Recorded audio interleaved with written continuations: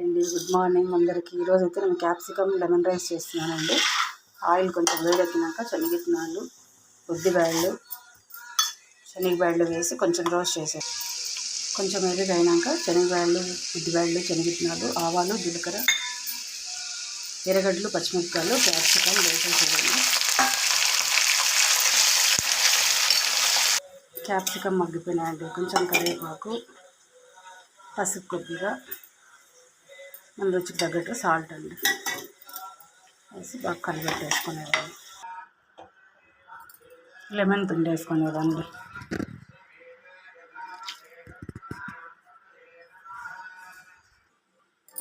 కొంచెం కొత్తిమీర వేసేసి కొద్దిగా కలిపేసి వైట్ రైస్లోకి కలిపి క్యాప్సికమ్ చిత్రాన్నం రెడీ అయిపోయిందండి. ప్లీజ్ లైక్ చేయండి, షేర్ చేయండి, సబ్స్క్రైబ్